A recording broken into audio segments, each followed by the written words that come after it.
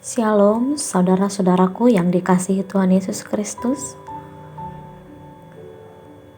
Pagi hari ini kita akan merenungkan satu bagian firman Tuhan dari 1 Yohanes 3 ayat 11 sampai 16. Demikian. Sebab inilah berita yang telah kamu dengar dari mulanya, yaitu bahwa kita harus saling mengasihi. Bukan seperti Kain yang berasal dari si jahat dan yang membunuh adiknya. Dan apakah sebabnya ia membunuhnya? Sebab segala perbuatannya jahat dan perbuatan adiknya benar. Janganlah kamu heran, saudara-saudara, apabila dunia membenci kamu. Kita tahu bahwa kita sudah berpindah dari dalam maut ke dalam hidup, yaitu karena kita mengasihi saudara-saudara kita. Barang siapa tidak mengasihi, ia tetap di dalam maut. Setiap orang yang membenci saudaranya adalah seorang pembunuh manusia. Dan kamu tahu bahwa tidak ada seorang pembunuh yang tetap memiliki hidup yang kekal di dalam dirinya. Demikianlah kita ketahui kasih Kristus, yaitu bahwa ia telah menyerahkan nyawanya untuk kita. Jadi kita pun wajib menyerahkan nyawa kita untuk saudara-saudara kita. Ada sebuah pepatah mengatakan, tidak ada cara lain untuk menceritakan tentang sebatang pohon selain daripada menunjuk kepada buahnya. Dan tidak ada cara lain untuk menceritakan mengenai seorang selain menunjuk kepada tingkah lakunya. Jadi tingkah laku kita menunjukkan identitas kita. Apakah kita hidup sebagai orang Kristen sejati, anak Allah, atau bukan? Dalam pandangan Yohanes, menjadi benar adalah mengasihi. Mengasihi merupakan kewajiban yang harus dilakukan. Bahkan dalam kehidupan ini, merupakan suatu kesempatan untuk belajar bagaimana mengasihi. Kehidupan tanpa mengasihi adalah kematian. Oleh karena itu, maka perintah untuk saling mengasihi, mempersatukan, atau menggenapkan seluruh perintah Allah di dalam kitab Taurat atau kitab para nabi yang berkaitan dengan hubungan antara manusia. Kristen yang sejati diukur dari kelakuan, bukan dari apa pengakuannya atau pernyataannya. Pengakuan dan pernyataan harus sampai pada kenyataan dalam prakteknya. Sebab kasih Kristiani, kasih Kristus lebih dari sekedar kata-kata atau perasaan. 1 Yohanes 3:18. Dan bukan orientasi fisik, tetapi kepada jiwa atau keselamatan objek kasih tersebut. Objek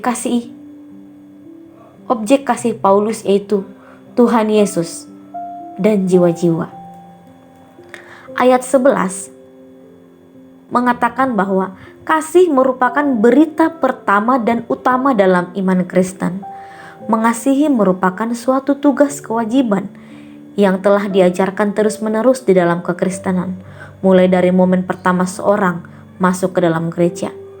Bahkan kasih telah menjadi ciri khas orang Kristen dan ajaran iman Kristen.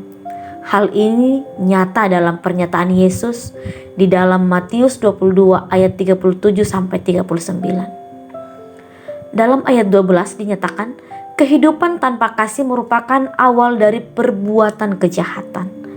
Bahkan orang yang hidup tanpa kasih, maka ia akan berani melakukan kejahatan terhadap orang lain, bahkan terhadap saudara yang paling dekat sekalipun.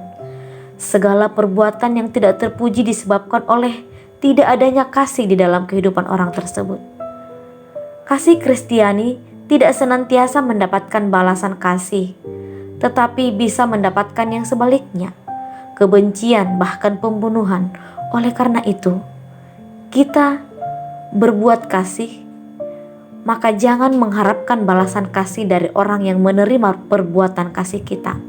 Harapkanlah balasan hanya daripada Tuhan. Kebenaran Kristen akan selalu memancing permusuhan dari dalam diri orang-orang yang mencintai kejahatan. Sebab kejahatan tidak akan pernah mencintai hadirnya kebenaran yang membukakan kebusukan kejahatan. Kehidupan yang benar akan membongkar segala kemunafikan dalam hati setiap orang. pembahasan ayat 14-15, kasih Kristiani berarti tidak ada kebencian.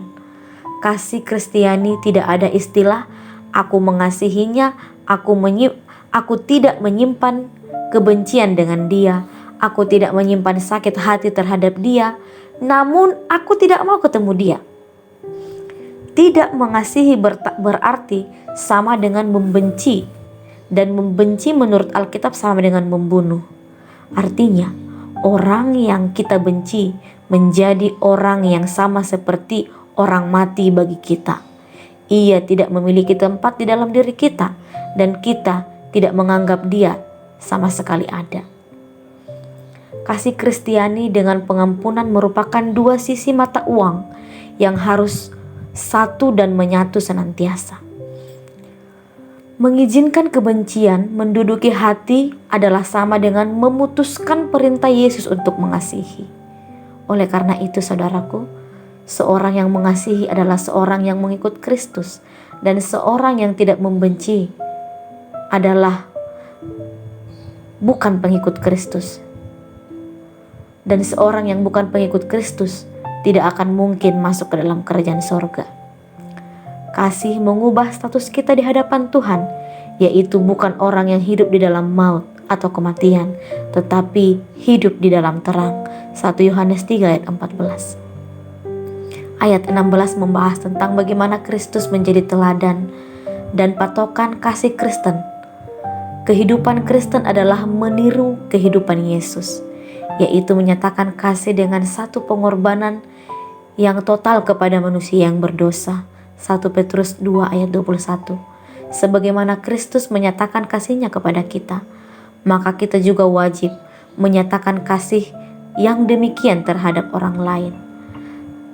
Kasih Kristiani, kasih yang menuntut pengorbanan, mulai dari yang kecil sampai yang terbesar, yaitu hidup kita atau nyawa kita sendiri.